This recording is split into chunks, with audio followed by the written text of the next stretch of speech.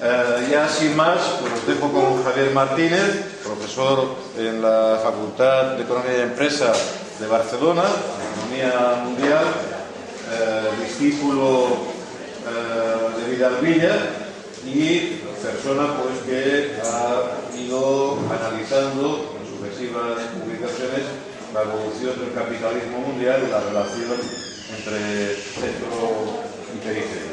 Pues, sin más, Javier.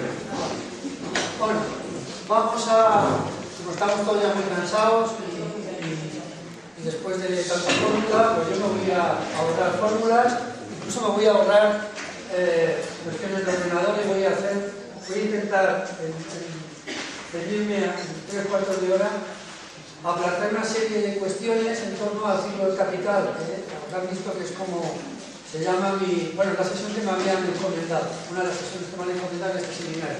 A mí me ha caído lo de la teoría del imperialismo, pero bueno. Más que nada, el ciclo del capital, parto ya de la definición que, bueno, de la ilustración que ha hecho antes Diego.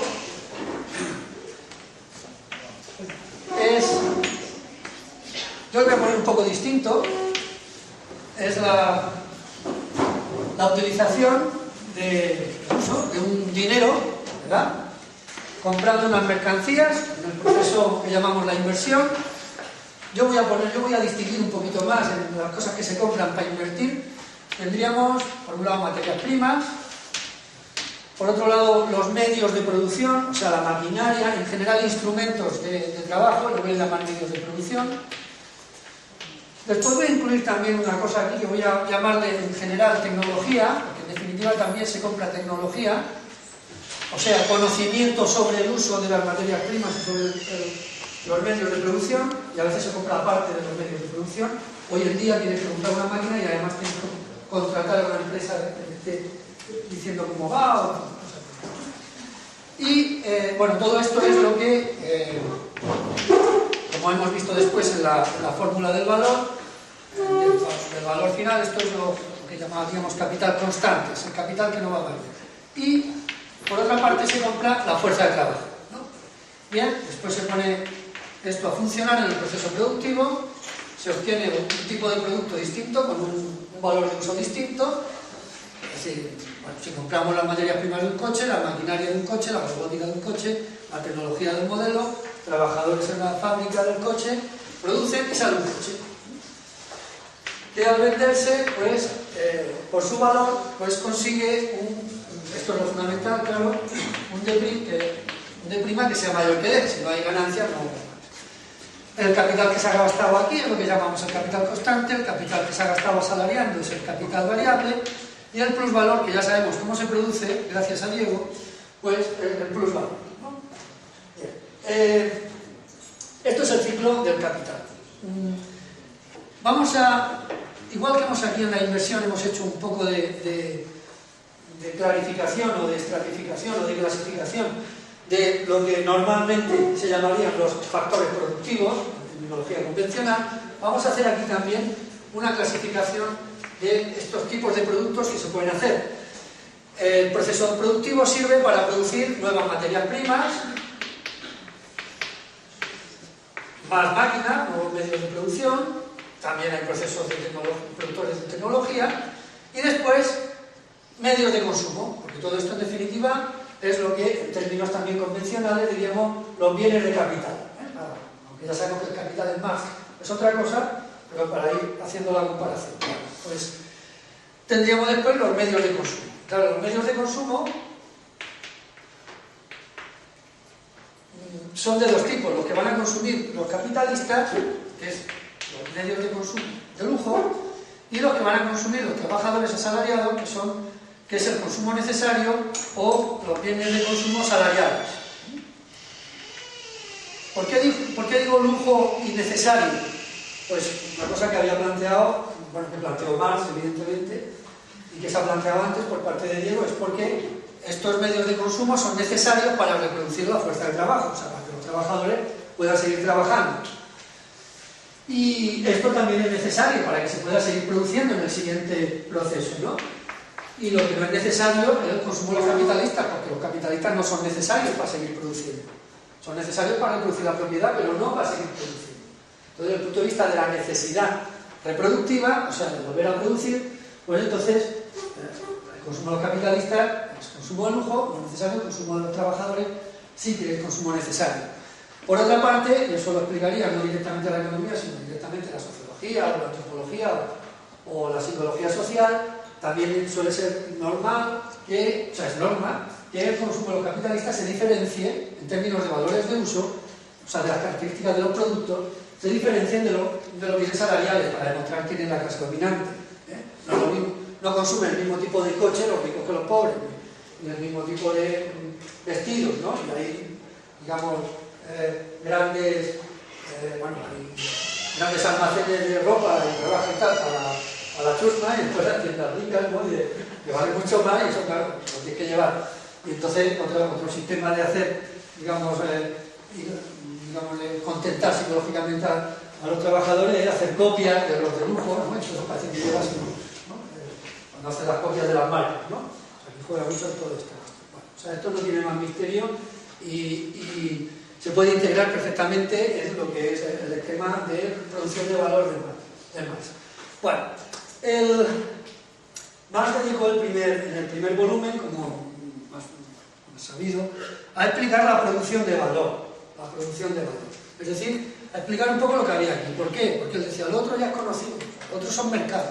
Número que aquí, como ahora veremos, aquí se está cumpliendo la ley del valor, el dinero compra lo que valen las mercancías, paga lo que valen las mercancías, nadie engaña a nadie, y aquí pasa lo mismo, porque en la compra-venta no hay más que intercambio de valor equivalente, por lo tanto, si aumenta el valor, aquí, es porque en la jornada de trabajo se produce más valor que el necesario para reproducir todo esto. Estos transmiten su valor y producen más valor, que es este, que por eso se llama, entre otras cosas, valor añadido. El concepto de valor añadido, como saben ustedes, salario y beneficio. Pues es esto, el valor que se ha añadido.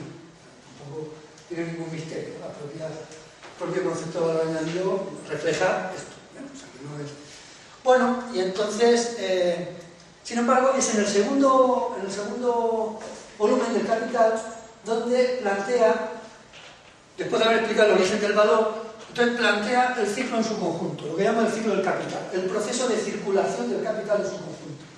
Y no tanto para hacer hincapié en la circulación en sí, la circulación es lo mercantil, lo opuesto a la producción, vamos a decirlo así, sino para, desde mi punto de vista, integrar la producción que ya he estudiado en el primer volumen, integrarla en lo que es la realidad económica del capital.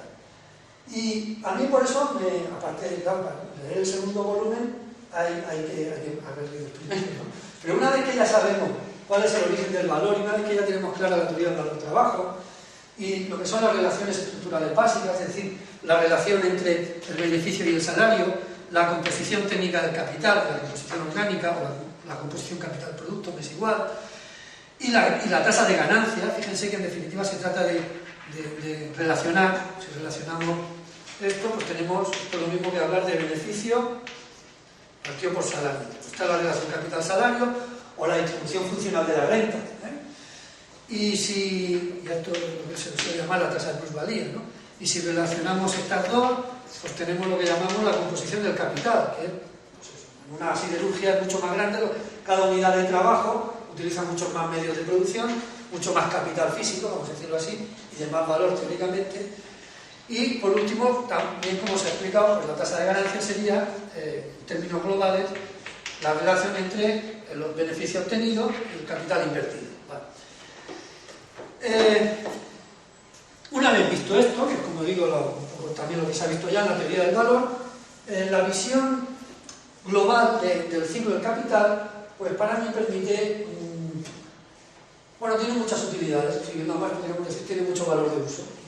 Valor de cambio poco, porque se vende poco el análisis teórico pero valor de uso sí sirve para muchas cosas. Por lo menos yo le encuentro mucha utilidad para explicar el capitalismo. Y quisiera hacer una distinción que, por ejemplo, yo pienso que en esto ya puesto a que cada uno de los que está aquí va diciendo de lo que no está de acuerdo con el anterior, pues yo, una de las cosas que siempre he discutido mucho tiempo discutiendo con, bueno, no discutiendo siempre, a Diego hace tiempo, una de las cuestiones que yo siempre pienso que el análisis del capital tipo el que hace Diego se queda escaso, digamos incompleto, para explicar la realidad.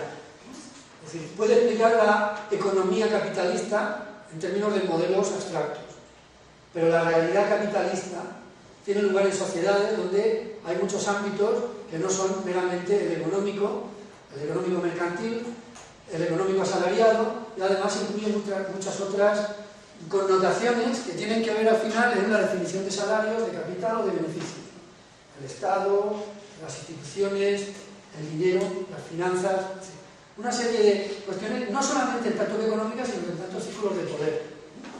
Por lo tanto, para explicar la realidad social concreta, yo pienso que hay que utilizar más que simplemente el análisis económico. O sea, yo suelo acusar por eso de economicista, porque se queda lo que para los estructuralistas es el análisis del modo de producción, distribución, circulación y consumo, y no hace el análisis a nivel de las formaciones sociales y el sistema de formaciones sociales, que para los estructuralistas es lo más, bueno, es acercarse más a la realidad.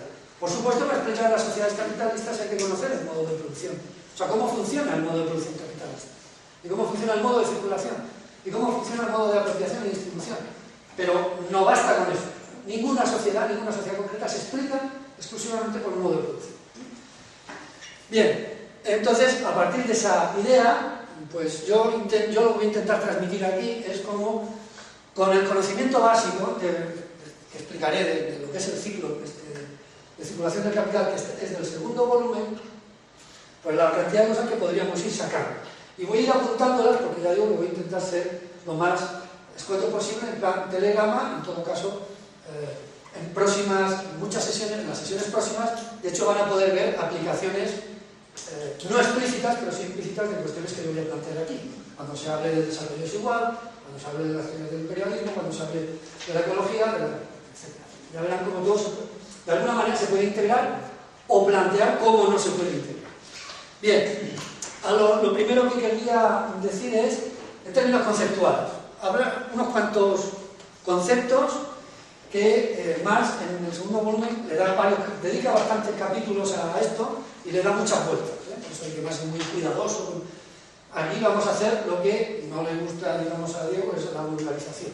Pues yo voy a hacer vulgarización del capital, en este sentido. En primer lugar, en el ciclo del capital, bueno, esto es lo que explica cómo funciona la economía.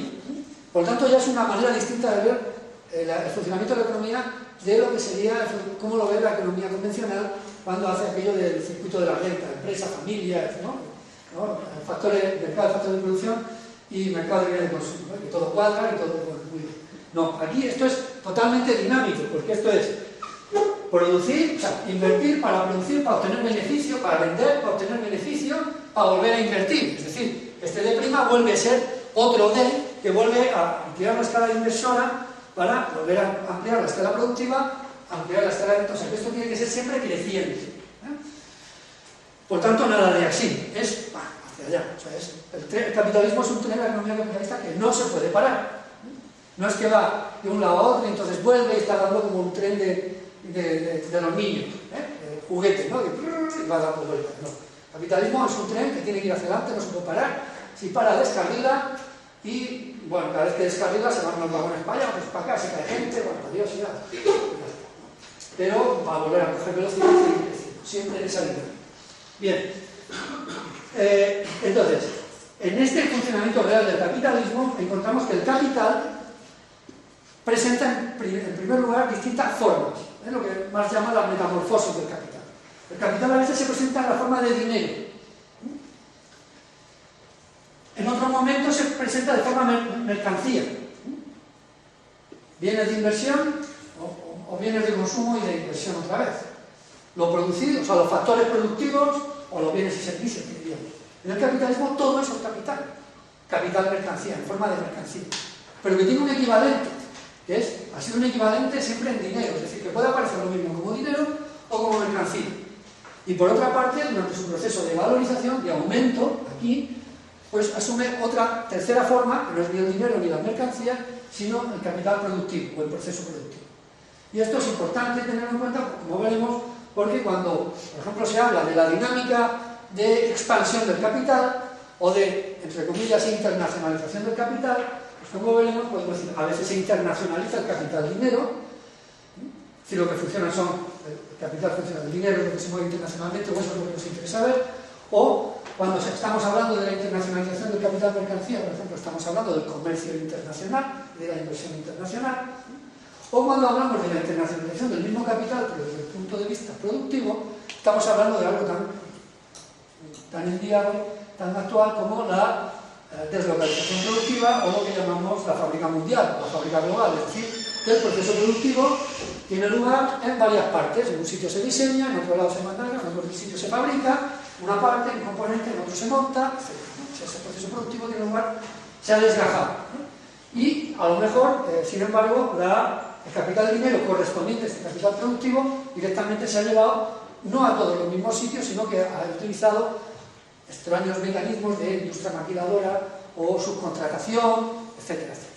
Entonces, hay que saber que Marx plantea que el mismo capital como tal asume diversas formas y esas formas cada una tiene su subciclo.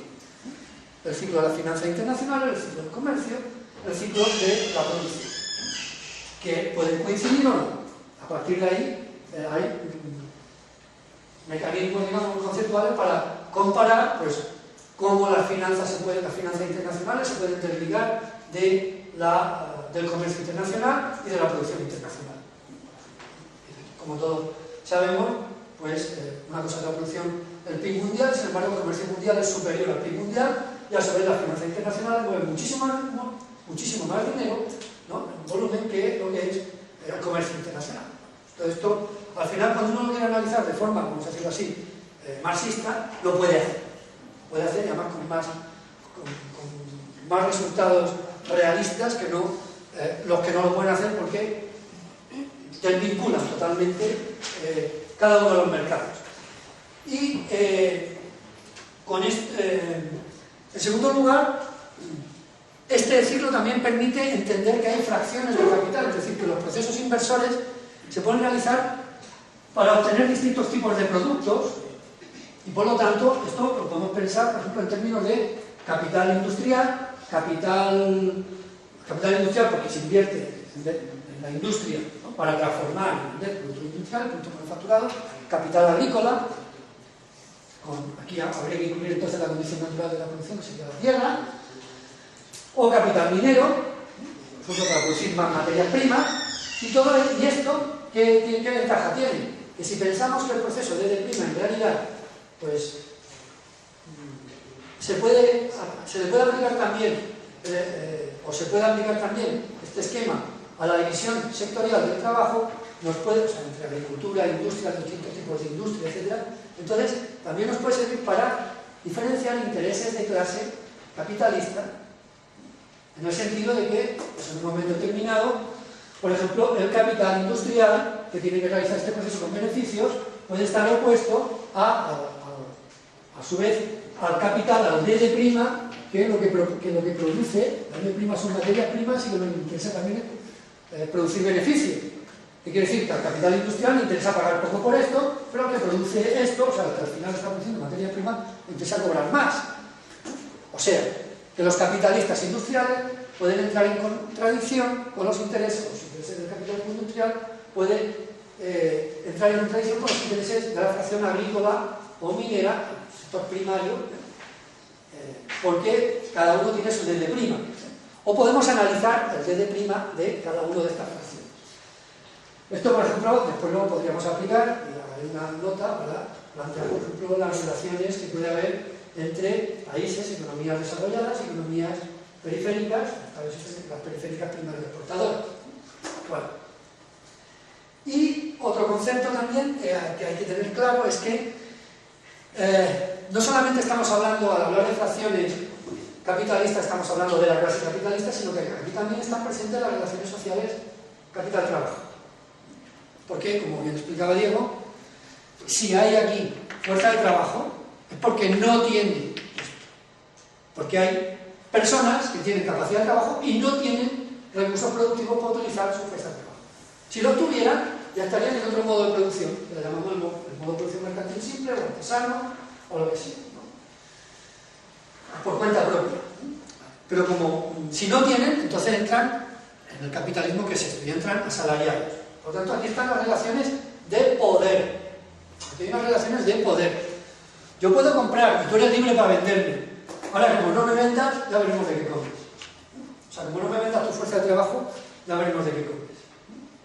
Entonces, ahí hay una relación de poder. Esa es la simetría del poder que da la propiedad capitalista. Es la propiedad no esclava de esto, sino la propiedad de los recursos productivos. Por lo tanto, aquí, fíjense que tenemos expresado, bueno, a partir de estos conceptos, pues casi todo lo que es la estructura capitalista, pero todavía podemos avanzar más y decir, fíjense todo lo que hay aquí. Aquí están todos los mercados, o sea, todos los mercados, por lo tanto, todos los espacios donde se compran y venden mercancías de cualquier tipo. Tenemos el mercado laboral. Esto es el mercado laboral. La compraventa de fuerza de trabajo se da en el mercado laboral.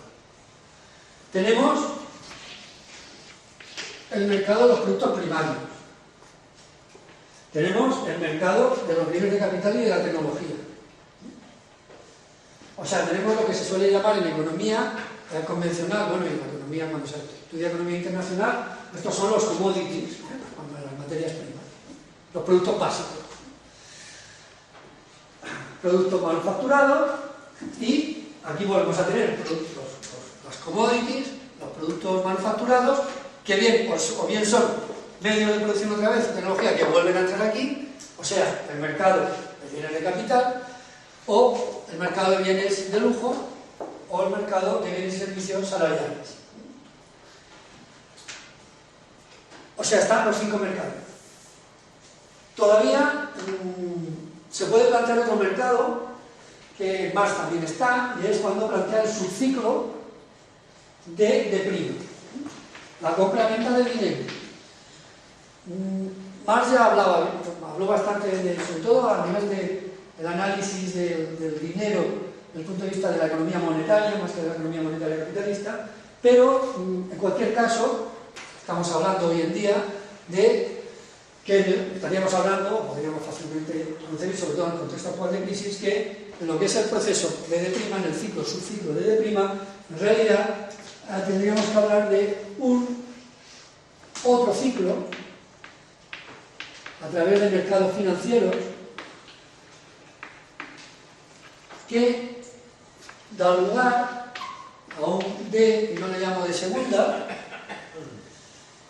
que bueno, tiene relación con D' y que después pues, esos beneficios financieros se vuelven a invertir en donde se vuelven a invertir. O sea que en cualquier caso, o bien, siguiendo estrictamente a Marx, cogemos el subciclo de D' para hablar del mercado de dinero, de prestar interés, etcétera, etcétera, ¿no?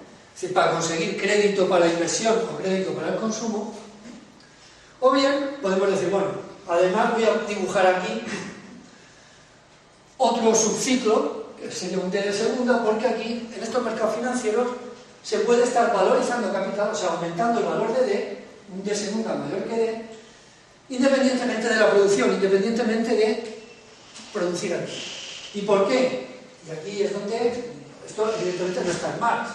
En Marx sí que está en que hay operaciones, en el D', que yo diría el D de segunda, especulativas, absolutamente parasitarias, que obtienen beneficios, es decir, consiguen un D final mayor que el D inicial, simplemente con la compraventa especulativa, o sea, con el hecho de la compraventa. Para Marx, siguiendo la ley del valor de los clásicos, el comercio no crea valor, no da más beneficio. Entonces, ¿cómo es posible que haya beneficio?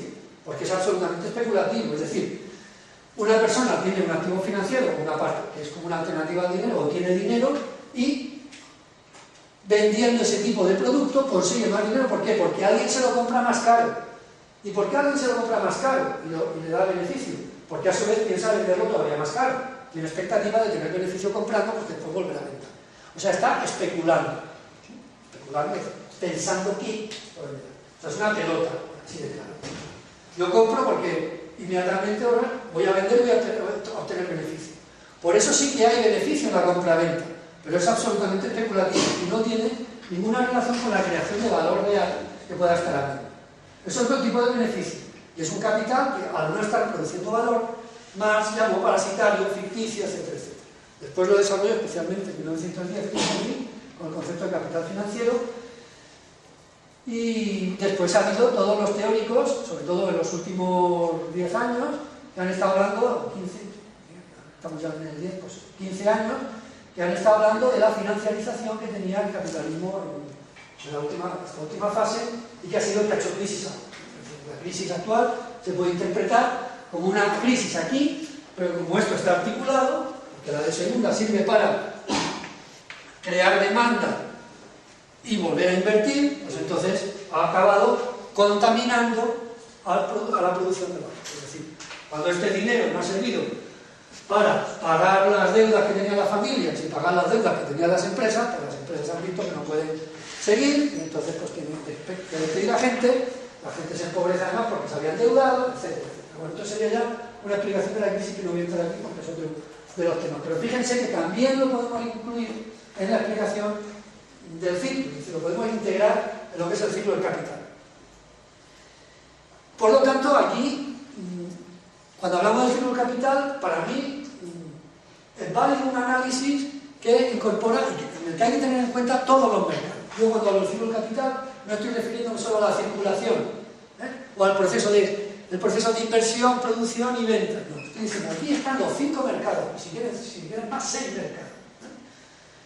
Y también, además, como esto está aquí es donde se está dando además lo que llamamos las relaciones básicas, es decir, la relación fluctuante, la relación beneficio-salario, es decir, es en la producción donde se está marcando cuánto tiempo tiene que trabajar el trabajador y por tanto cuánto plusvalor va a conseguir, con qué productividad va a trabajar, qué intensidad de trabajo va a tener y por tanto cuánto plusvalor también, el otro componente del plusvalor que la productividad va a proporcionar. Y por otra parte, ¿con qué medios de producción lo tiene que hacer? Con la tecnología, ¿qué tecnología está utilizando? Y todo esto va a ser competitivo al final también. Por lo tanto, la relación de competitividad entre los capitalistas también está incluida. Se puede incluir aquí a partir de la consideración no de los mercados, sino del proceso productivo. Del proceso productivo en el sentido del proceso de aumento de valor. Que, insisto, en que es una P, pero lo podemos después descuartizar. Podemos decir una parte, la parte de diseño que crea más valor añadido está en Europa, la parte del proceso de fabricación que crea menos valor añadido, porque los salarios son menores, se hace en China o en Tailandia. Y entonces, pues ahí vemos las condiciones de competitividad, de rentabilidad, de productividad de unos sectores y de otros, aquí metidos. Bueno, esto sería desde el punto de vista más económico abstracto. Y entonces entraríamos en el último apartado, que sería el ir a lo concreto en términos de análisis, como decía antes, de formaciones sociales. Es decir, lo que he dicho hasta ahora, supongo que Diego no me diría que no, porque todo se podría poner con fórmulas, Todo se podría poner la C, la V, la PL, todo lo que hemos visto antes, precios de producción, tasas de ganancia, precios de mercado, en fin, todo con variables económicas. Ahora vamos a aterrizar, o intentar aterrizar en lo que sería el mundo actual. El mundo actual es un mundo evidentemente caracterizado por, yo diría, 2 cuestiones. La globalización, o el hecho de que el capitalismo es global, y la segunda, hoy en día, la financiarización, bueno, que viene arrastrando desde hace 20 años, o 25 años, la financiarización, es decir, el predominio de un ciclo, el ciclo de D' o de segunda, eso a cada autor le gusta ponerle una cosa, a mí me gusta el de segunda, otros más ortodoxos les dirán D', y es el predominio de esta por encima de la economía real, ¿no? La economía financiera por encima de la economía real. No me voy a meter ahora con el tema de la financiarización, que va muy ligado a la crisis, sino con el tema de la globalización. Sobre la globalización se ha discutido muchísimo, desde hace también 20 años. Yo vengo argumentando hace tiempo que una manera de definir el capitalismo global es definirlo en base a que el proceso de D' es único en el mundo. Pues la globalización, todo el mundo dice una cosa. La globalización es la internacionalización del comercio, o el peso del comercio, o el aumento de la inversión directa, o no sé, no. Desde el punto de vista del ciclo del capital, la globalización es que deja de haber ciclos básicamente nacionales, o sea, los D' dejan de tener un carácter nacional y pasa a haber un único ciclo mundial. ¿Esto qué quiere decir? Dicho en otras palabras más facilita. El capital global, o el capitalismo global, quiere decir que el ahorro de cualquier parte del mundo, capital de cualquier parte del mundo, de cualquier país, se invierte comprando recursos de cualquier parte del mundo y tecnología de cualquier parte del mundo y trabajadores, o fuerza de trabajo, mejor dicho, de cualquier parte del mundo. O los trae, o lleva, me llevo la producción allá, para producir en cualquier parte del mundo. ¿Producir qué? Mercancías para todo el mundo, homogéneas para todo el mundo. Los shopping centers de todo el mundo todos son iguales. O las tiendas de aeropuertos, si quieren el paradigma de eso, ¿no? Que serán vendidas a consumidores de todo el mundo que puedan pagar. Que puedan pagar, los que tengan de prima, que no tengan de prima. ¿Eso qué quiere decir? Entre otras cosas quiere decir que esas cosas de la IS y la LM, la economía cerrada, todo eso son chorradas.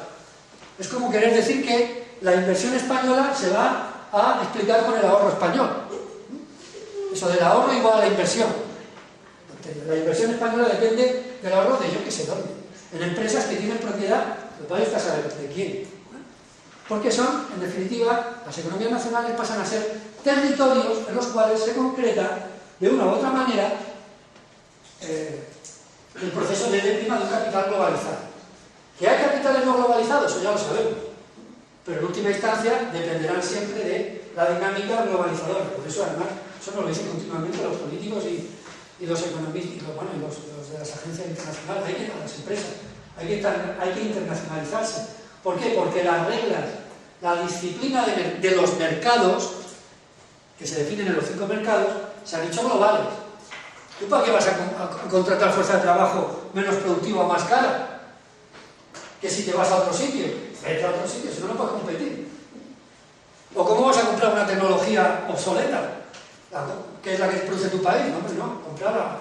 Es que estás compitiendo a nivel internacional. ¿Y dónde vas a vender? Pues no vas a vender aquí a los desgraciados de aquí, que encima están todos en paro. ¿Quiénes van a ser los nuevos grandes demandantes? Las clases medias de los países emergentes, que se dice, ¿no? Y los ricos de siempre, eso sí. Aunque como ahora sale en la revista, que los ricos también están sufriendo. Entonces, las industrias de lujo están... Ya no vendemos tanto, decía uno.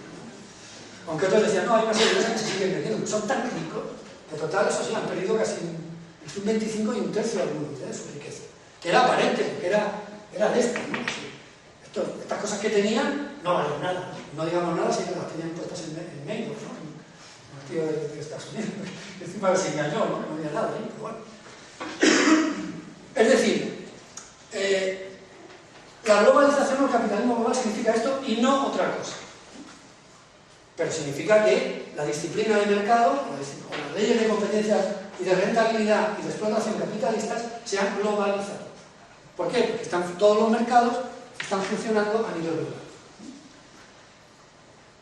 Esto permite, a su vez, entender que el que la globalización signifique la unicidad orgánica del D' no quiere decir que se haga igual en todos sitios. ¿Por qué? Porque históricamente el sistema capitalista mundial desde el imperialismo ya existía. Ya todo el mundo estaba incluido en el sistema. En todos los países, todos los territorios había una banderita o un color si ponían en el mapa. Y por lo tanto, eso quiere decir que cualquier habitante del planeta de 1900 más o menos, depende de dónde había nacido, pues le tocaba ser o colono venido a la metrópoli, o trabajador metropolitano, o capitalista metropolitano, o desgraciado de la colonia que habían llegado allí y lo habían puesto a trabajar en las minas. Entonces, lo que pasaba tanto en las colonias como en las metrópolis no se explicaba por lo que pasaba en las metrópolis y las colonias, sino por el papel que cada territorio ocupaba en el sistema metropolitano. Si habían nacido de colonias, pues no habían nacido de colonias. Si te habían convertido en colonia, pues a partir de ahí tu historia era historia colonial, y no tu historia, era la historia que te ponía. Yo es que siempre producía Yo no trabajaba tanto, yo le pegaba una patada a la palmera, caía el coco y ya estaba contento. Pues no, ahora tiene que ponerte a pescar como un loco, claro, lo que sea. O trucha, o a cortar cocos, o a plantar café, o lo que sea. Y ya tu historia cambió. Y en la metrópoli lo mismo, yo era trabajador, pero me han echado, que hay una crisis tremenda en Manchester, pues venga, a América del Norte, a Irak, que ahí estará un nuevo país. Y después del este te mandarán al oeste.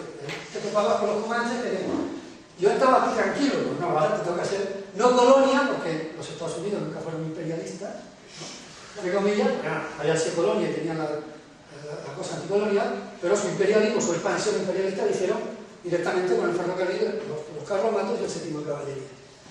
Por lo tanto, no siempre, o sea, siempre ha habido desde entonces, desde el sistema imperialista, siempre ha habido una cierta unicidad, pero con desdoblamiento. O sea, el DD' de la metrópoli lo que hacía era supeditar el DD' de la colonia. Entonces ahí es donde se pueden interpretar, por ejemplo, las teorías del desarrollo desigual. ¿Por qué? Porque no es que hubo inversión en las colonias, no llegó dinero de la metrópoli, suponemos que ahora este es el de la colonia, no llegó dinero a la metrópoli para decir, mirad, dedicaros a desarrollar un sistema capitalista donde con lo que paguemos a los trabajadores y a los empresarios haremos un mercado interno de bienes de capital y medios de consumo. No se planteaba hacer un desarrollo capitalista en la colonia, se les decía, os mandamos dinero para que produzcáis exclusivamente esto sea materia prima. Ya está, todo esto no interesa para nada. Hay que producir medios de consumo para los trabajadores de las plantaciones de la mina. ¿Qué? Ya se pagarán, si tienen tierras y tal.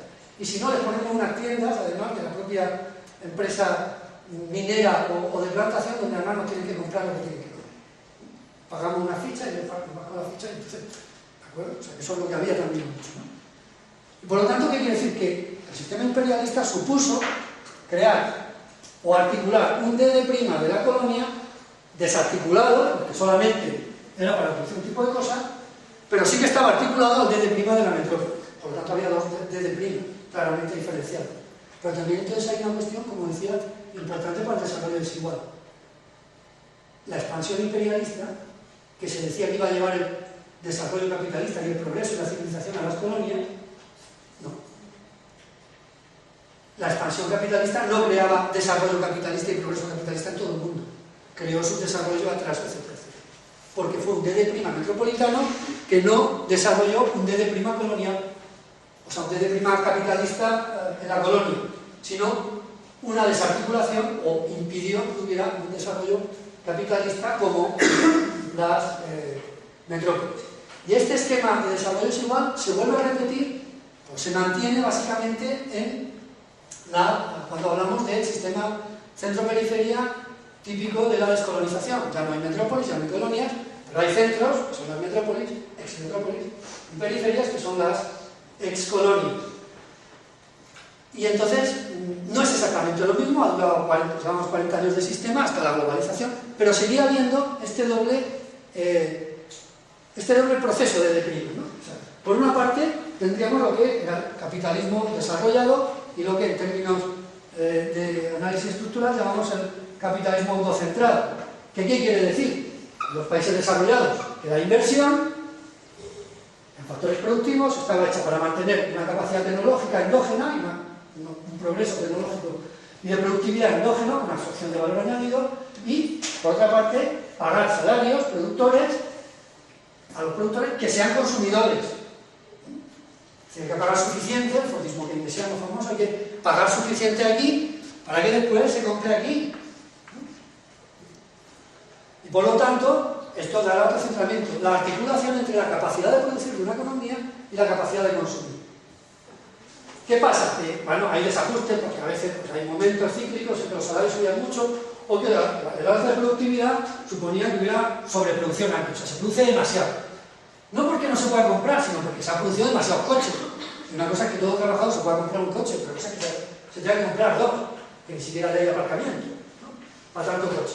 Entonces, ¿qué pasa? No, el capitalista no va a renunciar, por las leyes que hay aquí, de productividad y rentabilidad, no va a renunciar a producir el doble de unidades de coches, el volumen de unidades. ¿Qué hará? Los saco, los exporto a otro sitio, a otro mercado.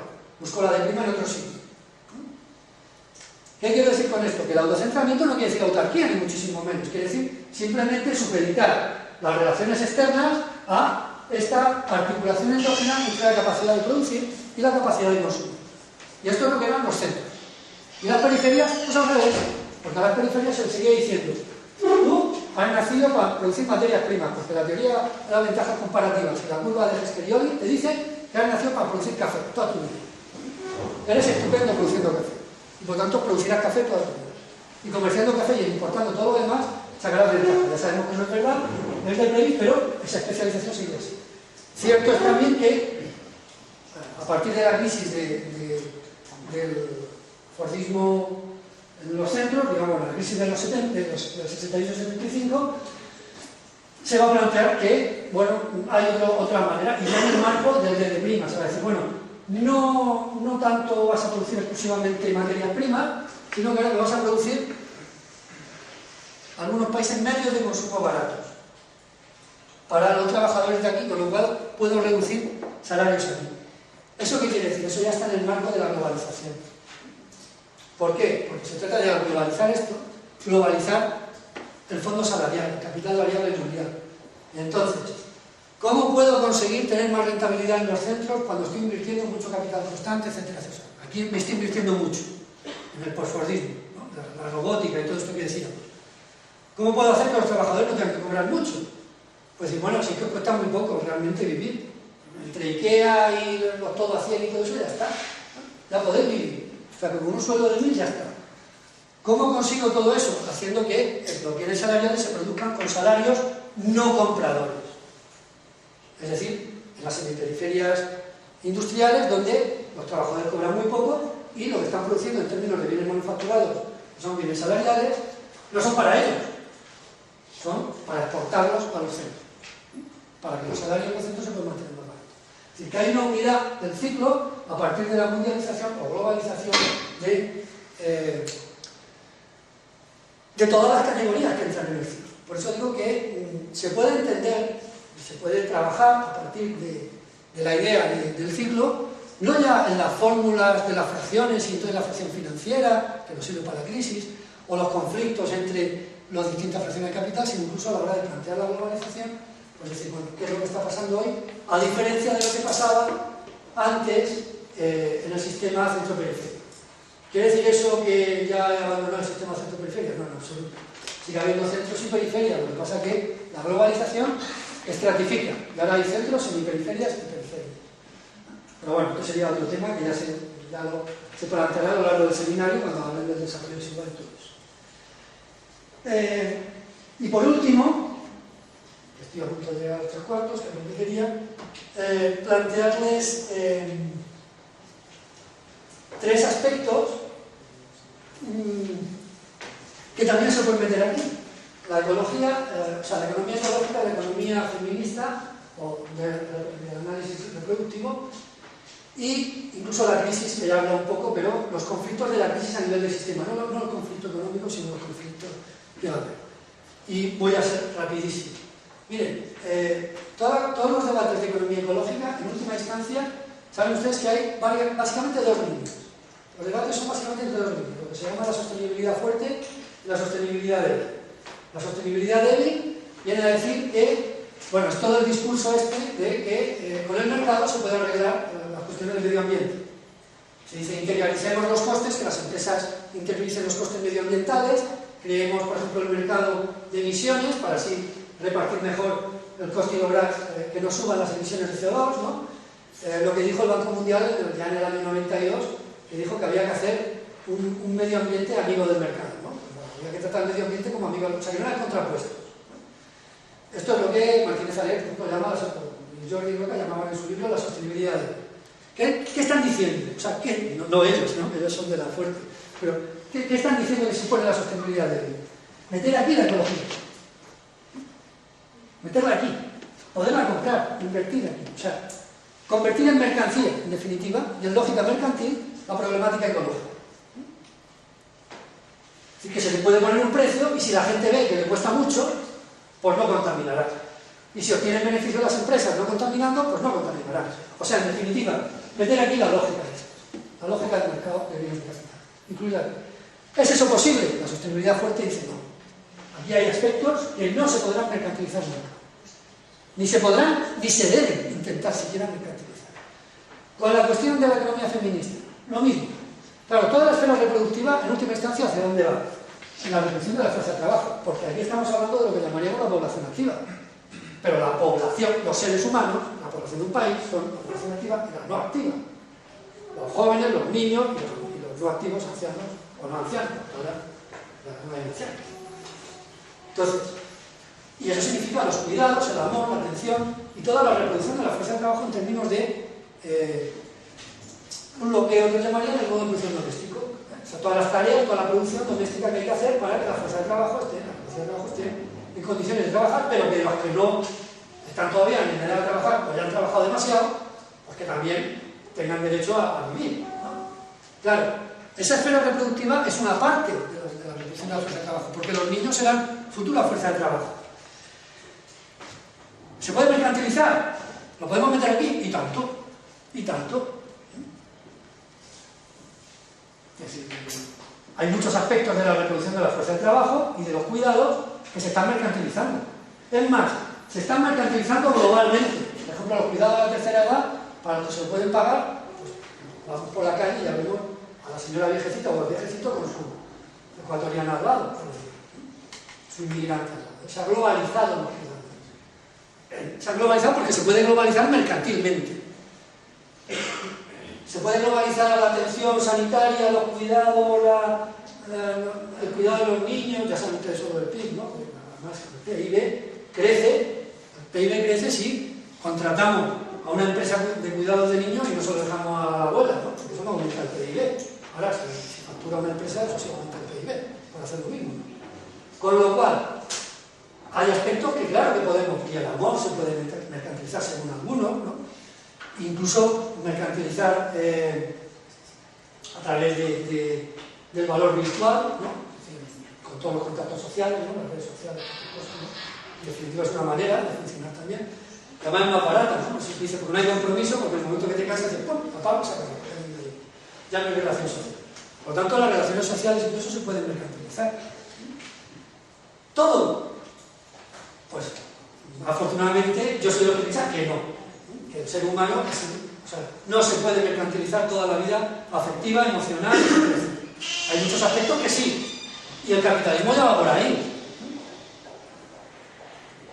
Otras cosas no, pero bueno, en definitiva, aquí estaría la lucha. Se mercantiliza la esfera reproductiva total, no, el capitalismo tiende a hacerlo. Como tiende a mercantilizar la naturaleza. Y por último, respecto a la crisis actual y sobre todo para los escenarios post-crisis, también el ciclo nos puede servir para ver los posibles conflictos que pueda haber, como les decía antes, no entre fracciones del capital, sino entre gobiernos. Es decir, entre países concretos y sus dirigentes concretos, económicos y políticos. Porque no se trata tan solo de, como diríamos desde el punto de vista económico, de enfrentar digamos, las necesidades del capitalismo más tecnológicamente avanzado con las materias primas, con, digamos, los productores de materias primas. Es que llega un momento en que los productores de materias primas en concreto están viendo que están perdiendo. Y entonces quieren subir los precios de materias primas. Eso significa rupturas y enfrentamientos en los mercados. En el aspecto tecnológico que hasta hoy en día, hasta esta crisis, no se había planteado en absoluto un reto serio a la hegemonía tecnológica de Estados Unidos y Europa, pues ahora sí que empieza a haber problemas. Por ejemplo, la India y Brasil no están dispuestos a pagar más por patentes de cosas que ellos ya pueden hacer.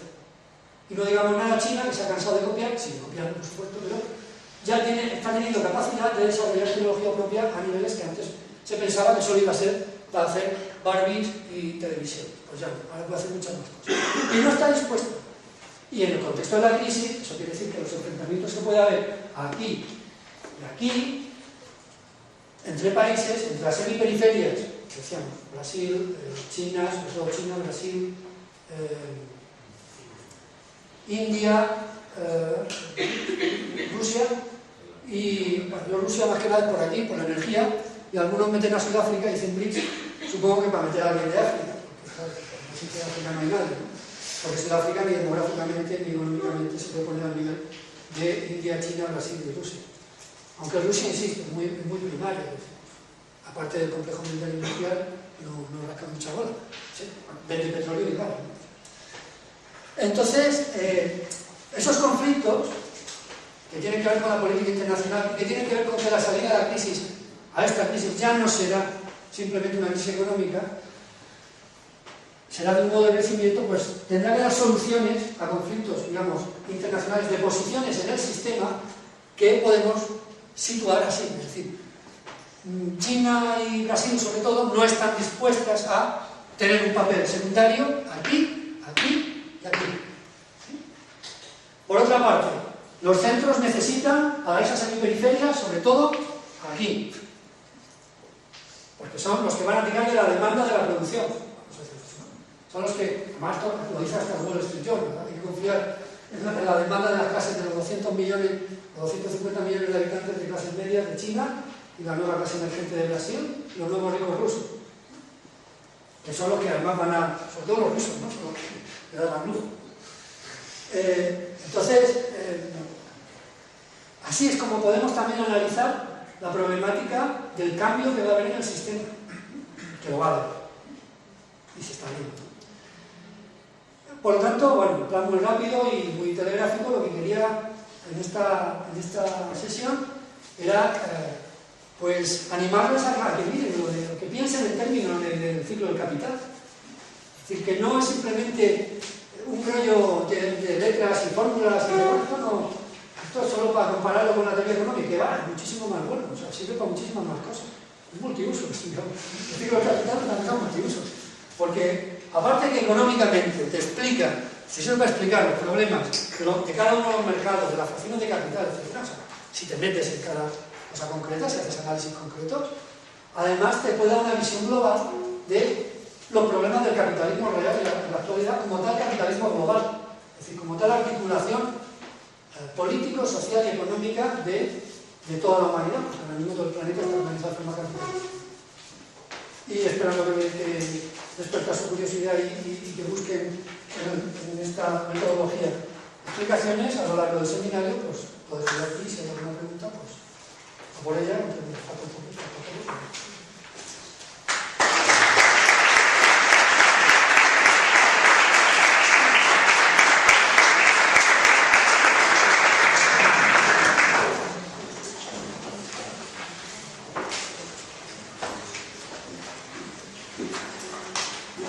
¿Hay alguna cuestión? No nos vamos ya, estamos todos. Dius al principi, bueno, es molt ràpid i crec que tu mateix t'has corregit per meu gust o per la meva opinió, però just quan has començat has dit que el tema d'economia en l'estat nacional havia deixat de tenir interès o una aplicació en aquesta lectura d'un àmbit macro, no? I crec que en part és una arma de doble fil, que tens tota la raó, perquè el procés, no? El DD' s'ha normalitzat i és una evidència, és una obvietat d'això. El que passa que justament jo crec que t'has corregit tu mateix el paper més en termes geoestratègics al final de Xina, de Rússia, etc. Perquè justament la idiosincràsia i les característiques, sobretot de la força del treball i de l'estructura d'una societat econòmica de cada país, la que determina com és i sobretot com serà aquest procés globalitzat. I m'agradaria que poguessis polir una miqueta més aquesta explicació, no? Perquè no és una cosa hagi acabat per començar, per donar peu a un mercat o un procés, diguem-ne, de DD' global, sinó que són, diguem-ne, les lectures i les radiografies concretes d'aquests estats nacionals i les seves realitats econòmiques les que donen sentit a aquesta estructura. I en aquest sentit, jo crec que també és interessant, i a nivell sobretot de política i la política econòmica, a lo millor dona impressió, no sé què espera el tema i m'agradaria que ho poguessis explicar, però em dona la sensació que hi ha un retorn a una visió geoestratègica de cada país, una sensació des de diferents autors, no? Per poder explicar aquest procés de globalització.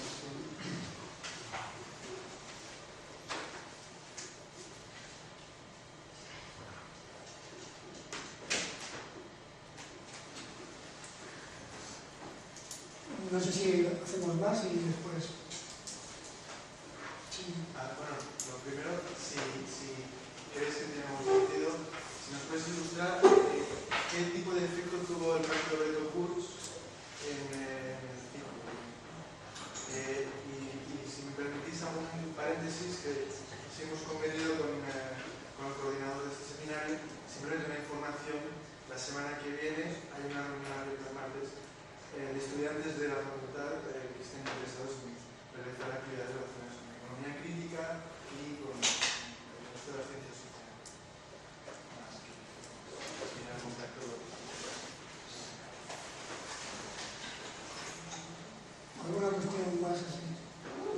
solo que siguiendo a Cristina Carrasco, a Becker o a Piccio, justamente no estaría explicando estas dos cosas que ha dejado parcialmente, o al menos en tu opinión, fuera de esta lógica, de este círculo del capital. No estaría justamente explicando que el marxismo, no, digamos, que la economía feminista, en su momento marxista, fue dejándolo de ser, al menos parcialmente, justamente al explicar que al menos todo lo reproductivo, cierta parte, digamos, de lo que es la ecología feminista, que llaman en algún lugar, es decir, que todo esto que queda fuera, que no es mercantilizable, por ejemplo, no los cuidados, o ciertos cuidados, pero la gestión de los cuidados no ha sido posible de privatizar. Y así como está la ecuatoriana tiene hijos, y eso no es privatizable, es internacionalizable en términos de los centros, pero no en términos de las poblaciones que sostienen a esos centros, digamos. En todo caso, esa mujer inmigrante no tiene una guardería donde poder llevarle a su hijo. Y empezamos con los procesos, digamos. Es decir, que sería en todo caso lo que explicando se habla como la salida europea, digamos, por vía de la internacionalización. Es decir, de alguna manera, ¿no estaría explicando justamente que esto es un límite al análisis económico marxista para entender los fenómenos productivos y reproductivos de una economía? Bueno, ahora hay demasiadas cosas y no se me va a olvidar todo. Voy a empezar por el final porque es lo más escueto. El que sea uno integrable en el esquema no quiere decir nada con un análisis marxista. Es decir, con el capitalismo. Es decir, yo con el análisis marxista digo, no todo es mercantilizable. Es decir, el capitalismo, el modo de producción capitalista en concreto, hoy por hoy todavía no es mercantilizado. ¿Por qué? Entonces es otro problema, no es que el marxismo no lo pueda explicar. Lo que explica el marxismo es que el capitalismo a veces no, siempre ha estado utilizando áreas externas no capitalistas. Y además hubo una marxista de pro, como Rosa Luxemburgo, que dijo que es que además lo necesitaba. O sea, que la reproducción capitalista necesitaba continuamente para reproducirse la existencia de áreas no capitalistas. Entonces, lo que usted está planteando no es que el marxismo, o sea, bueno, lo que usted está planteando, el tema es, con el análisis marxista del capitalismo se puede explicar toda la realidad. Sí, lo que pasa es que lo que explica el análisis marxista, según yo lo entiendo, y por eso decía antes que no soy economicista y hay que ir, con el modo de producción no explicas toda la realidad. En realidad, en alguna sociedad existen varios modos de producción.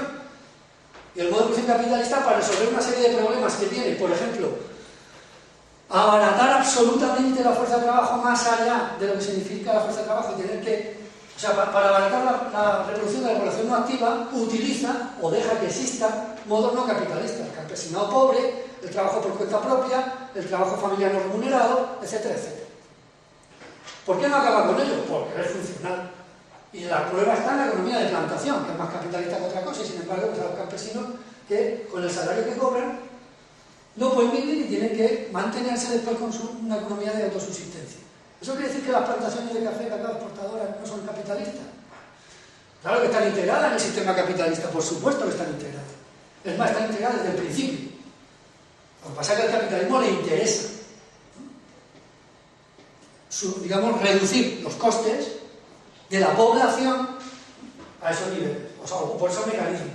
Entonces, el que la economía feminista partiera del análisis marxista del modo de producción doméstico, los haya ido abandonando, pero no sé, yo cuando discuto con Cristina Carrasco, pues a mí me parece muy bien la economía feminista, porque ha profundizado mucho precisamente en el área de lo invisible, etc. Pero ella tiene unas perspectivas que, bueno, las perspectivas feministas y de mujer que dan mucha importancia a lo invisible y a estas cuestiones, y los cuidados, y además que se resisten y reivindican el que no sea integrable en el esquema economicista. Pues una cosa es hablar del economicismo y otra cosa es hablar del marxismo. El marxismo no es por sí economicista.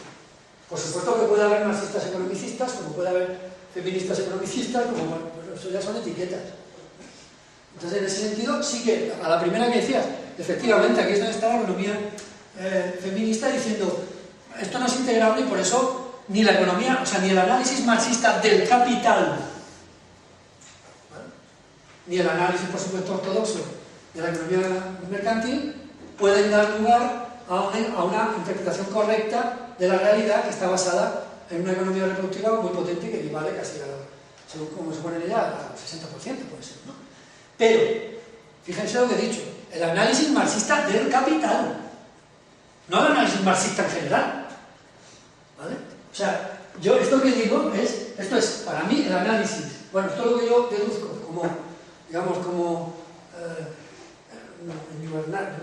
de traducir lo brillantísimo que es el análisis de Marx, y digo, claro, yo esto lo cojo para entender el capitalismo, es el análisis de Marx del capital. Pero para hacer el análisis de toda la sociedad, que no solo el capital, pues necesito más cosas, pero puedo seguir intentándolo hacer en términos marxistas para mí, en términos de explotación, de la desigualdad, del desarrollo desigual, ¿no? De la opresión, etc. De la misma manera que ciencia política marxista, vamos a decirlo así, independientemente de la formulita que hemos dicho, ¿no? O sea, una cosa es el análisis del capital y otra cosa es el análisis marxista. No sé si me explico, ¿sí? Vale.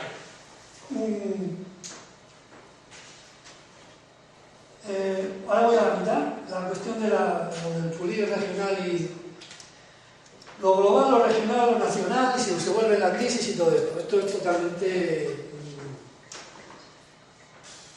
debatible, ¿eh? O sea, aquí no hay... Si yo por mí ya siempre digo que lo importante es que la duda, y, en fin, que no hay doctrina, no hay catecismo, que hay que ir estudiando siempre el cambio. Yo lo que veo son tendencias. Y evidentemente, cuando yo hablo de la globalización, es evidente que todavía hay soberanías más o menos fuertes, por ejemplo, especialmente en las economías más potentes o en los territorios donde históricamente se ha dado más concentración de capital dinero, capital productivo, etc. Por ejemplo, Estados Unidos.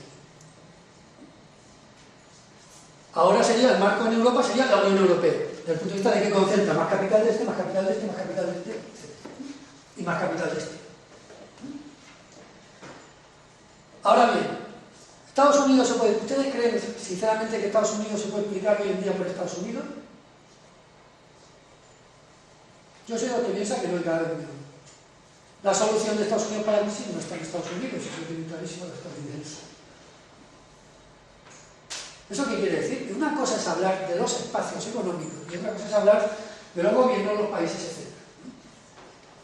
O sea, en términos de los estructuralistas, lo que digo, una cosa es hablar de la infraestructura, otra cosa es hablar de la estructura, sobre todo aquí las relaciones básicas, y otra cosa es hablar de la superestructura.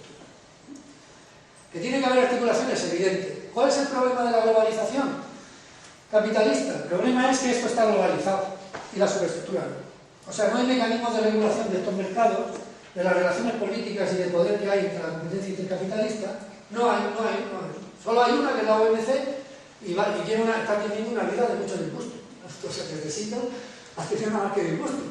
Porque se tenía que haber creado como cosa supranacional, Estados Unidos no dejaba que fuera supranacional, quería seguir insistiendo, que mandaba como el sistema de Bretton Woods, como se creó, y entre que ya muchos países sabían que no, que esto es supranacional. Bueno, cuando ya iba a castigar por fin la OMC a Estados Unidos, y ahora es la crisis. Entonces ahora ya la OMC está callada, ¿no?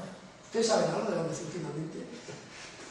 O sea, antes de poder ejercer, pues todavía no empieza a ejercer, pero es el primer organismo internacional. El Fondo Monetario, superestructural global, el Fondo Monetario, que no lo era, porque como saben ustedes, fue creado en el sistema Bretton Woods para que Estados Unidos ejerciera la hegemonía en el comercio y la finanza, mientras era el hegemónico, pues a pesar de que dejó de, porque el sistema Bretton Woods se fue al garete ya en el 76 como mínimo, o sea, como muy, a largo mucho, después ha seguido intentando ser el regulador. Claro, la historia del fondo es todavía más triste, ¿no? Es que no aceptó ninguna crisis, hasta los republicanos se deberían cargar en la crisis del 97, el informe de Elser, o sea, es penoso, y ahora están diciendo, no, nosotros queremos ser, o sea, claro, los funcionarios del fondo se quedan sin trabajo, ¿no? Nosotros seremos los que den el poder, la estabilidad internacional la conseguiremos nosotros, o sea, está intentando que lo reempleen, no lo despidan, ¿no? De la superestructura internacional. Pero, digamos, tampoco está, no se ha lucido, ¿eh? Y por lo tanto falla su superestructura. Este mercado quiere ser regulado, no quiere ser regulado. Claro, es que nos ha llevado a la crisis. Bueno, pero ahora cada vez que empezaron diciendo Sarkozy, vamos a refutar el capitalismo, vamos a meter mano aquí. Ahora ya menos. Ahora dice, les vamos a avisar, ¿Cómo van a hacer? O sea, que es una regulación muy tanto. Yo, en ese sentido, la tendencia del capital la veo así. Otra cosa es que superestructuralmente, claro que siguen estando los estados, las hegemonías siguen estando ahí, pero se va viendo cómo se va imponiendo la lógica global, ¿no? Ya del G8 se ha pasado al G20.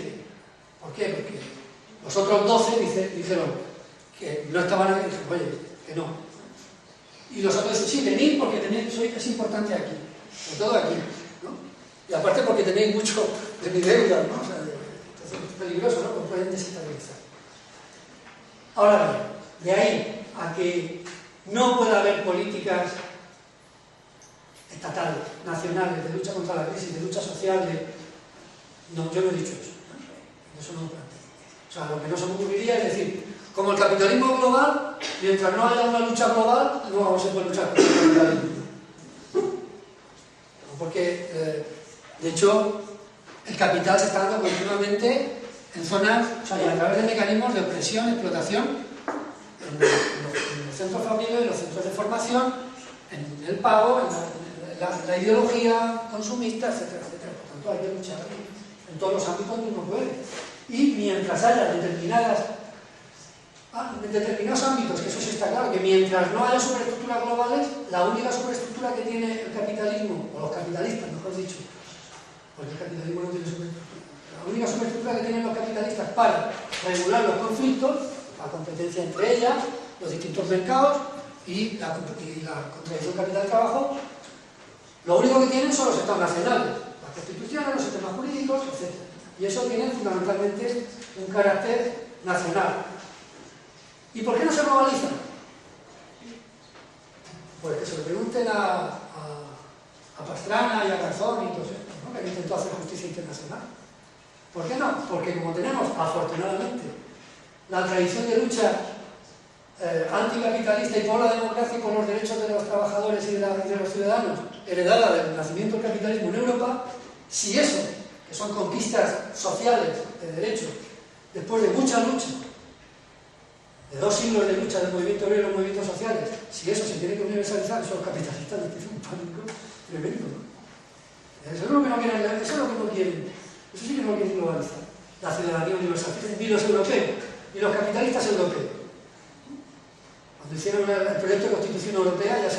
Entonces, como no salió, bueno, por Lisboa, pero siempre están sobre la ciudadanía europea, pero derechos sociales y igual salario para todos los europeos y las mismas obligaciones para todos los capitalistas fiscales, para todos los capitalistas europeos, no. Ni siquiera en Europa. Y eso no es ninguna casualidad. Con lo cual, fíjense que también es anticapitalismo, aunque a Diego Media, un reformista, también es anticapitalismo para mí luchar por la universalización de los derechos sociales en Europa y en todo el mundo, aunque sea una cosa tan reformista que dicen, no, pues igual trabajo igual salario. Bueno, tienen que decir que nada asalariado. Bueno, pero mientras haya asalariado, que las mujeres comen igual que los hombres, que haya seguro de desempleo para todo, que haya renta básica para todo. Y ya sé que es reformista, pero yo me conformo con la globalización de la reforma. Madre mía, si se consiguiera eso, pues probablemente para mucha gente.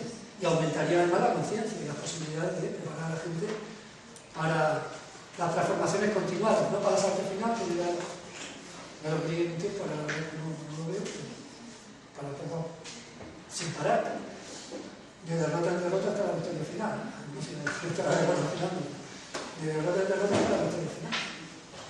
Que es lo que planteo científicamente más también para mí. O sea, es que el capitalismo es histórico, no es eterno, no será eterno.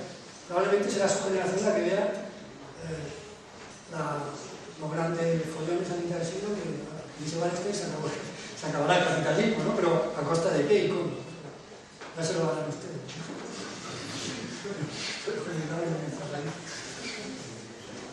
Y bueno, ya está, por el Loreto Luz, un poco ya tengo mucho más. Bueno, pues si no hay nada más, que descansen.